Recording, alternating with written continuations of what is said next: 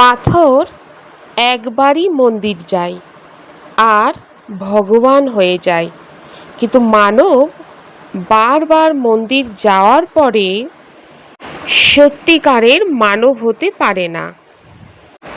যদি কোনো কথা সত্যিই ঈশ্বরের কাছে পৌঁছাতে চাও, তাহলে নালিশ নয়, ধন্যবাদ জানাতে হবে।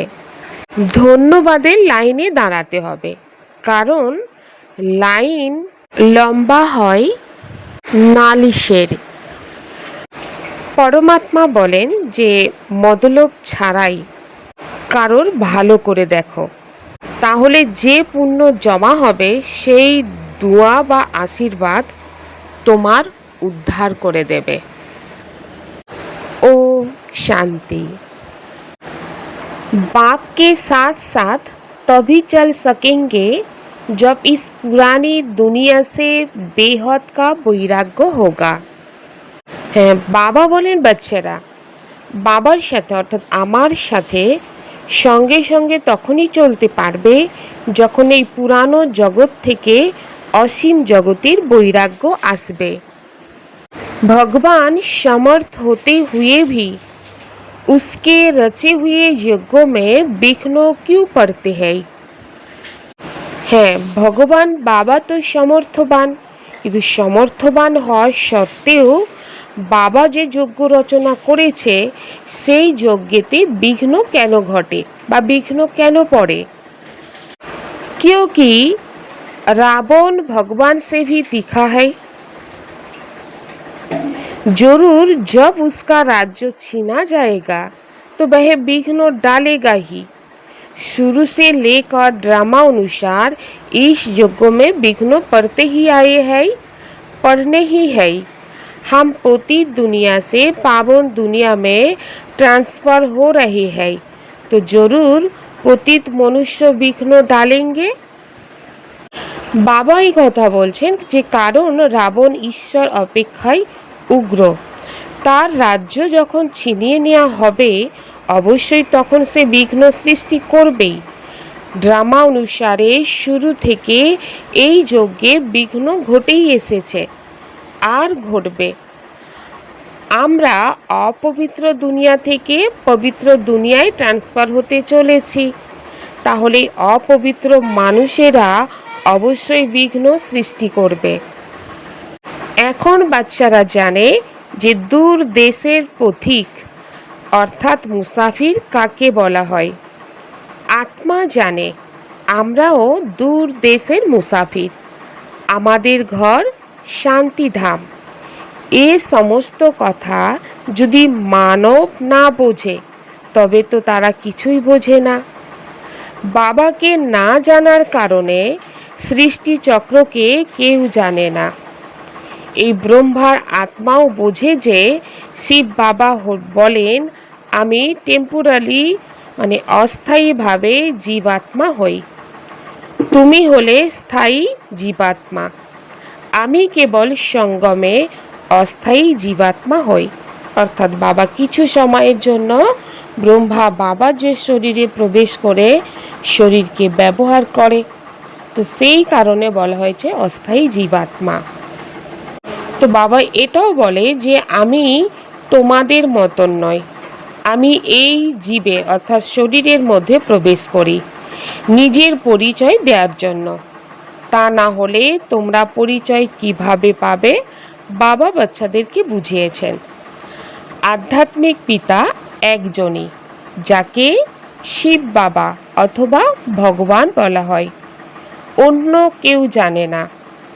এর মধ্যে পবিত্রতার বন্ধনও রয়েছে। সব থেকে বড় বন্ধন হলো নিজেকে আত্মা মনে করা। যে দূরের মুসাফির পতিত পাবনকে ভক্তি মার্গে স্মরণ করে, সেই আধ্যাত্মিক পিতা বোঝান যে আমি সকলকে নিয়ে যাব। তো কোথায় নিয়ে যাবে? আসল ঘর পরমধাম আর সুখের দুনিয়া সত্যযুগ। কাউকে ফেলে যাব না, সকলকেই তো ফিরে যেতে হবে। প্রলয় হবে না, ভারত ভূখণ্ড তো থাকবেই। ভারত ভূখণ্ডের বিনাশ কখনোই হয় না। সত্যযুগ ইত্যাদিতে কেবল ভারত ভূখণ্ড থাকে। কল্পের সঙ্গমে যখন বাবা আসেন তখন তাকে আদি সনাতন দেবী देवता धर्म स्थापन करते হয়। नया मकान बनता है तो पुराने से दिल टूट जाती है। तुम भी जानते हो ये पुरानी दुनिया खत्म होनी है, अब नई दुनिया में चलना है। जब तक शतो प्रधान नहीं बनेंगे तब तक शतो प्रधान देवी देवता बन नहीं सकेंगे। হ্যাঁ, বাবা বলেন যে যখন নূতন ঘর তৈরি হয় তখন পুরানো ঘরের প্রতি আর দিল থাকে না। আর তোমরা বাচ্চারা জানো যে পুরানো দুনিয়া এখন খতম হবে আর আমাদের নূতন দুনিয়াতে যেতে হবে। যতক্ষণ না আমরা বাচ্চারা শতপ্রধান হব ততক্ষণ শতপ্রধান দেবী দেবতাও হতে পারবো না। এই জন্য বাবা বাচ্চাদেরকে বারবার বোঝাচ্ছেন যে শতপ্রধান হওয়ার জন্য নিজেকে আত্মা নিশ্চয় করে পরমাত্মা বাবাকে স্মরণ করো। বাচ্চাদের সদ্গতি করার জন্য দূর দেশ থেকে মুসাফির বাবা এসেছেন। বাবাকে দুনিয়া তো জানে না, সর্বব্যাপী বলে দিয়েছে। তো বাবা বলেন বাচ্চারা এখন তোমরা পুরুষার্থের নাম্বার অনুসারেই জেনেছ যে আমরা সবাই শিব বাবার সন্তান। এসেই বুঝতে পারে যে আমরা বাপদাদার কাছে যাই। তাহলে এ হলো একটি পরিবার। আর কেমন পরিবার? এ হলো ঈশ্বরীয় পরিবার। কারোর যদি অধিক সন্তান হয় তবে হয়ে যায় বড় ফৌজ। শিব বাবার সন্তান অর্থাৎ এত যে বিকে ভাই বোন রয়েছে এও তো হয়ে গেল বড় ফৌজ। ব্রহ্মা কুমার কুমারীরা সব জানে আমরা অসীম জগতের পিতার থেকে উত্তরাধিকার প্রাপ্ত করছি। শাস্ত্রতে দেখানো হয়েছে পাণ্ডবরা এবং কৌরবরা খেলা খেলেছে, রাজত্ব বাকি রেখেছিল। এখন রাজত্ব না কৌরবদের না পাণ্ডবদের, মুকুটাদি কিছুই নেই। তো দেখানো হয়েছে তাদের শহর থেকে বিতাড়িত করা হয়েছে, অস্ত্র শস্ত্র আদি লুকিয়ে রেখেছিল। এসব হলো লোককথা। না পাণ্ডব রাজ্য রয়েছে না কৌরব রাজ্য রয়েছে, না তাদের পরস্পরের মধ্যে লড়াই ঝগড়া হয়েছে। যুদ্ধ তো রাজাদের মধ্যেই হয়ে থাকে, এরা তো হলো ভাই ভাই। লড়াই হয়েছিল কৌরব আর যাদবদের মধ্যে। তাছাড়া ভাই ভাই একে অপরকে কিভাবে মারতে পারে? দেখানো হয়েছে যে পাণ্ডব কৌরবদের যুদ্ধ হয়েছে, বাকি 5 জন পাণ্ডব বেঁচে যায় আর একটি কুকুর। তারা সকলে পাহাড়ে গিয়ে গলে মারা যায়। খেলা শেষ। তো রাজযোগের কোনো অর্থই বেরিয়ে আসে না। अभी तुम बच्चे जानते हो बाप कल्प कल्प आकर एक धर्म की स्थापना करते, बुलाते भी है पतित पावन बाबा आओ, आकर पतित से पावन बनाओ। सत्ययुग में सूर्यवंशी राजधानी भी होती है। বাবা বলেন বাচ্চারা তোমরা এখন জানো যে বাবা প্রতি কল্পে এসে এক ধর্মের স্থাপনা করেন। আহ্বান করা হয় হে পতিত পাবন বাবা এসো, এসে পতিত থেকে পবিত্র করো। সত্যযুগে সূর্যবংশী রাজধানী হয়, ব্রহ্মার দ্বারাই বিষ্ণুপুরী স্থাপিত হচ্ছে।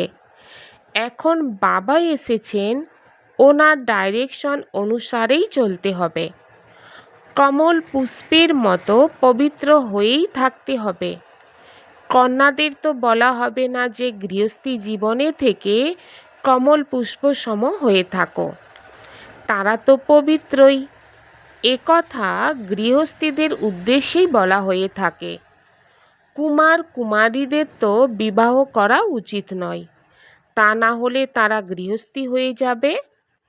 কিছু গন্ধর্ব বিবাহর নামও রয়েছে, কন্যাদের মারধর করা হয়, সেই জন্য বাধ্য হয়ে গন্ধর্ব বিবাহ করানো হয়। বাস্তবে মারধর সহ্য করা উচিত, কিন্তু অধর কুমারী হওয়া উচিত নয়। বাল্য ব্রহ্মচারীর নাম অধিক চর্চিত হয়ে থাকে। বিবাহ করলে তখন হাফ পার্টনার অর্থাৎ অর্ধাঙ্গিনী হয়ে যায়। কুমারদের বলা হয় তোমরা তো পবিত্র থাকো। গৃহস্থীদের বলা হয় গৃহস্থী জীবনের থেকেও কমল পুষ্প সম হও। পরিশ্রম তাদের হয়, বিবাহ না করলে বন্ধনও থাকবে না। কন্যাদের তো পড়তে হবে এবং জ্ঞানের অত্যন্ত শক্তিশালী অর্থাৎ পারদর্শী হতে হবে। ছোট কুমারীরা যারা অল্প বয়স, তাদের আমরা নিতে পারি না। তারা নিজেদের ঘরে থেকেই পড়তে পারে।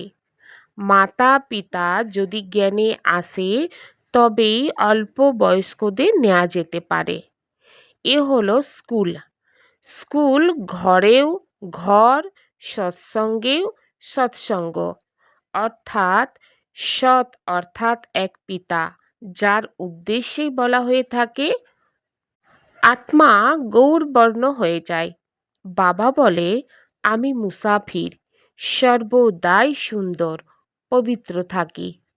আমি এসে সমস্ত আত্মাদের পবিত্র সুন্দর বানাই।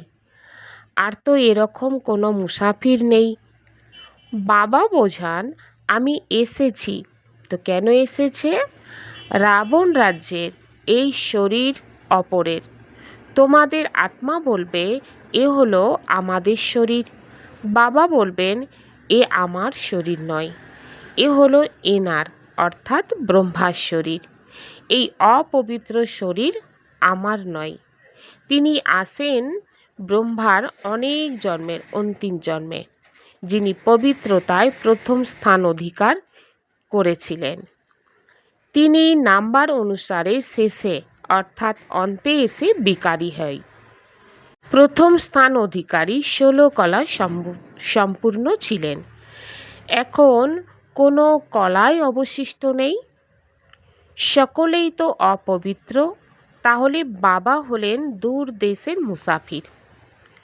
তোমরা আত্মারা মুসাফির, এখানে এসে নিজের ভূমিকা পালন করো। এই সৃষ্টি চক্রকে কেউ জানে না।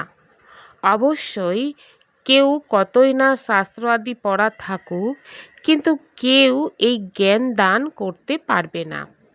বাবা বোঝান আমি এই শরীরে প্রবেশ করে এই সকল আত্মাদের জ্ঞান প্রদান করে থাকি। अह तो मनुष्य है, मनुष्य को शास्त्रों का ज्ञान देते हैं, अह तो हो गए भगत। सद्गति दाता तो एक ही है ना, वही ज्ञान का सागर है। उनको ना जानने कारण देह अभिमान में आ जाता। वह कोई ये समझाते नहीं है कि अपने को आत्मा निश्चय करो, आत्मा पड़ती है, ये कोई समझाते नहीं है क्योंकि देह अभिमान है। বাবা বলেন ওরা তো মানব, মানব শাস্ত্রের জ্ঞান প্রদান করে। ওরা হলো ভক্ত, সদ্গতি দাতা তো একজনই, তিনিই জ্ঞানের সাগর। ওনাকে না জানার কারণে দেহ অভিমান চলে আসে। তারা কেউ একথা বোঝে না যে নিজেকে আত্মা মনে করতে হবে। আত্মা পরে একথা কেউ বোঝে না, কারণ দেহ অভিমান রয়েছে। এখন সুদূরের মুসাফির তো শিব বাবাকেই বলা হবে। তোমরা জানো যে আমরা 84 জন্মের চক্র পরিক্রমা করেছি। বাবা বলেন 5000 বছর পূর্বেও বুঝিয়েছিলাম যে তোমরা নিজেদের জন্মকে জানো না, আমি জানি। গীতায় যা কিছু রয়েছে তা আটার লবণ সমান। সেই গীতার এপিসোড, সেই মহাভারতের লড়াই, সেই মন্মনাভব মধ্যাজীবী জ্ঞান রয়েছে। মা মেকম অর্থাৎ একমাত্র আমাকে স্মরণ করো। লড়াই অবশ্যই হয়েছিল, পাণ্ডবদের বিজয় হয়েছিল। বিষ্ণুর বিজয়মালা গায়ন রয়েছে। শাস্ত্রেতে দেখানো হয়েছে যে পাণ্ডবরা গোলে মারা গিয়েছে। তবে পুনরায় মালা কিভাবে তৈরি হলো? তোমরা এখন বোঝো যে আমরা এখানে এসেছি বিষ্ণুর মালা হতে। ওপরে হলেন পতিতপাবন বাবা, ওনার স্মরণচিহ্ন তো আছে, তাই না? ভক্তি মার্গে স্মরণচিহ্নের গায়ন রয়েছে। কেউ 8-এর মালা, কেউ 108-এর মালা, কেউ 16,108-এর তৈরি করেছে। গায়ন রয়েছে তোমাদের উত্তরণ কলা বাহানায় সকলের মঙ্গল হবে। এখন তোমরা জেনেছ আমাদের এখন উত্তরণ কলা। আমরা চলে যাব নিজেদের সুখধামে। পুনরায় সেখান থেকে আমরা কিভাবে অধঃপতনে যাই, 84 জন্ম কিভাবে নিই, সেই সারা জ্ঞান বুদ্ধিতে রয়েছে। এই জ্ঞান ভুলে যাওয়া উচিত নয়। আমাদের সকল দুঃখ দূর করতে, পাপ মোচন করে সুখের উত্তরাধিকার প্রদান করতে বাবা এসেছেন। রাবণের অভিশাপের কারণে সকলের দুঃখ পায়। সেই জন্য এখন বাবাকে এবং তার উত্তরাধিকারকে স্মরণ করতে হবে। হ্যাঁ, তোমরা বাচ্চারা জানো যে আমরা সূর্যবংশীরা ভারতেই রাজত্ব করেছি। ভারতেই শিব বাবা আসেন আর ভারতই স্বর্গ ছিল। এ কথা প্রতি মুহূর্তে স্মরণ করে বুদ্ধিতে রাখতে হবে যে 84 চক্রকে পরিক্রমা করেনি। সে না তো ধারণ করবে না করাবে, তার জন্য মনে করা হবে যে এ 84 জন্ম নেয়নি। যে আত্মা সৃষ্টিতে দেরিতে এসেছে সে তো স্বর্গে আসবে না। প্রথমে যাওয়া তো ভালো, তাই না? নতুন বাড়িতে প্রথমে স্বয়ং থাকে, পরে ভাড়া দেয়া হয়, তাহলে সে তো সেকেন্ড হ্যান্ড হয়ে গেল, তাই না? তো সত্যযুগ হলো নতুন দুনিয়া আর ত্রেতা যুগকে বলা হবে সেকেন্ড হ্যান্ড। তাহলে এখন বুদ্ধিতে এসেছে যে আমরা স্বর্গ অর্থাৎ নতুন দুনিয়াতে যাব। পুরুষার্থ করতে হবে, প্রজাও তৈরি করতে থাকবে। তোমরা জানতে থাকবে যে মালায় কে কে যুক্ত হতে পারে। যদি কাউকে সরাসরি বলা হয় যে তুমি আসতে পারবে না, তবে হার্ট ফেল করে যাবে। সেই জন্য বলা হয় যে পুরুষার্থ করো, নিজেকে যাচাই করো যে আমাদের বুদ্ধি বিভ্রান্ত হয়ে বিচরণ করে না তো। শিব বাবার সঙ্গে আমাদের প্রেম আছে তো। ऐसे बाप के पास तो कोई बार जाए, परंतु गृहस्थ व्यवहार भी संभालना। भल बहुत धनवान है परंतु इतनी फुर्सत नहीं, पूरा निश्चय नहीं, नहीं तो मास 2 मास बाद आकर रिफ्रेश हो सकते हैं। उनको घोड़ी घोड़ी कोशिश होगी। सुई पर जंग चढ़ी हुई होती है तो चुंबक इतना खींचता नहीं है। এমন বাবার কাছে তো অনেকবার যাব, কিন্তু গৃহস্থের দেখভাল করতে হবে। যদি অতি ধনবান, কিন্তু এত অবসর সময় নেই, সম্পূর্ণ নিশ্চয়তা নেই, তা না হলে 1-2 মাস পরে এসে রিফ্রেশ হতে পারে। তাদের প্রতি মুহূর্তে আকর্ষণ থাকবে। ছুঁচে যদি মরচে পড়ে থাকে তবে চুম্বক ততখানি আকর্ষণ করে না। যাদের যোগ পূর্ণ মাত্রায় থাকবে তারা তৎক্ষণাৎ আকর্ষণ করে নেবে, দৌড়ে আসবে। যতই খাত নিকাশিত হতে থাকবে ততই আকর্ষণ হবে। আমরা চুম্বকের সঙ্গে মিলিত হয়েছি। চাইলে মারো, চাইলে যা কিছু করো, আমরা তোমার দরজা থেকে কখনোই যাব না। কিন্তু সেই অবস্থা তো হতে হবে পরে, খাত নিকাশিত হয়ে গেলে তখন সেই অবস্থা হবে।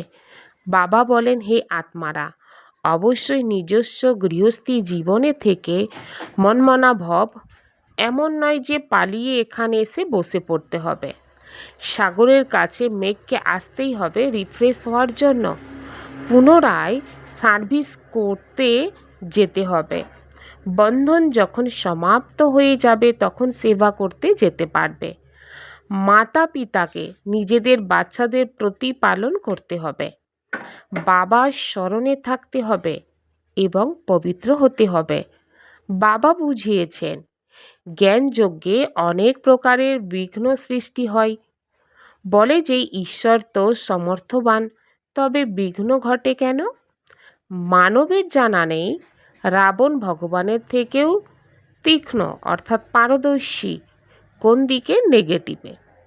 তার রাজত্ব দখল করে নেওয়া হয়, সেই জন্য অনেক ধরনের বিঘ্ন ঘটতে থাকে। শুরু থেকেই পতিতদের দ্বারাই বিঘ্ন সৃষ্টি হয়ে থাকে। আর শাস্ত্রেতেও লেখা রয়েছে কৃষ্ণের 16,108 জন পাটরানী ছিল, সর্প দংশন করেছিল, রামের সীতাকে হরণ করা হয়েছিল। এখন প্রশ্ন হলো, রাবণ স্বর্গে কোথা থেকে আসবে? তো অনেক মিথ্যা রয়েছে। বলে বিকার ব্যতীত শিশুর জন্ম হবে কিভাবে? তাদের জানা নেই যাদের উত্তরাধিকার নেয়ার হবে তারা এসে বুঝবে। সেই জন্য এই জ্ঞানযজ্ঞে অসুরদের দ্বারাই বিঘ্ন সৃষ্টি হয়। অপবিত্রদের অসুর বলা হয়। তারা হলো রাবণ সম্প্রদায়। এখন তোমরা সঙ্গমে রয়েছ, রাবণ রাজ্য থেকে সরে এসেছ, তবু এখন তার কিছু সন্ধান পাওয়া যায়। বুদ্ধিতে এই জ্ঞান রয়েছে যে আমরা এখন চলে যাচ্ছি। বসে তো রয়েছে এখানে, তো বুদ্ধিতে জ্ঞান রয়েছে, বসে রয়েছ এখানে, কিন্তু এর সঙ্গে যেন তোমাদের বৈরাগ্য রয়েছে। এই ছিছি দুনিয়ার কবরখানার পরিণত হবে। বিভিন্ন ধরনের পয়েন্টের দ্বারাই বোঝানো হয়, বাস্তবে পয়েন্ট তো একটাই, মনমনাভব। কতজনের চিঠি আসে, বাবা আমরা বন্ধনে আবদ্ধ, বাঁধেলি। দ্রৌপদী তো একজন নয়, হাজার হাজার হয়ে যাবে। তো এখন তোমরা বাচ্চারা অপবিত্র দুনিয়া থেকে পবিত্র দুনিয়ায় ট্রান্সফার হয়ে যেতে চলেছ। যারা কল্প পূর্বে ফুলের পরিণত হয়েছিল তারাই প্রস্ফুটিত হবে। ज्ञान और योग में मजबूत बनना। अगर कोई बंधन नहीं है तो बंधनों में जानबूझकर फंसना नहीं, बाल्य ब्रह्मचारी होकर रहना। বাবা বলেন বাচ্চারা জ্ঞান এবং যোগের দ্বারাই শক্তিশালী হতে হবে। যদি কোনো বন্ধন না থাকে তবে জেনে বুঝে বন্ধনে আবদ্ধ হওয়া উচিত নয়, বাল্য ব্রহ্মচারী হয়েই থাকতে হবে। अभी हमारी चढ़ती कला है, बाबा हमारे सब दुख दूर करने, श्राप मिटाए, वर्षा देने आए हैं। बाप और वर्षे को याद कर अपार खुशी में रहना है। जांच करनी है कि हमारा बुद्धि जो कहाँ भटकता तो नहीं है। বাবা বলেন এখন আমাদের আরোহণ কলা। বাবা আমাদের সমস্ত দুঃখ দূর করতে, সাপ মোচন করে উত্তরাধিকার প্রদান করতে এসেছেন।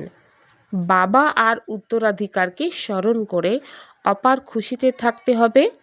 পরীক্ষা করতে হবে যে আমাদের বুদ্ধি কোথাও বিভ্রান্ত হয়ে যায় না তো। समाने और सामना करने की शक्ति द्वारा सेवा में सफलता प्राप्त करने वाले रूहानी सेवाधारी भव। अंतर्लीन करा और मोकाबिला करा शक्ति द्वाराई सेवाते सफलता प्राप्तकारी आत्मिक सेवाधारी हও। आत्मिक सेवाधारीদের सेवा করা ছাড়া আর কিছু মাথায় থাকে না। তারা মন বচন কর্ম সেবা থেকে এক সেকেন্ড রেস্ট নেয় না। এই জন্য তারা বেস্ট হয়ে যায়। তারা সেবাতে সফলতা প্রাপ্ত করার জন্য সর্বদাই একটাই স্মরণে রাখে যে অন্তর্লীন করা আর মোকাবিলা করা, এটাই হলো আমাদের লক্ষ্য। তারা নিজেদের পুরানো সংস্কারগুলিকে নিজের মধ্যে অন্তর্লীন করে নেয় আর মায়ার সাথে মোকাবিলা করে, নাকি দৈবিক পরিবারের সাথে।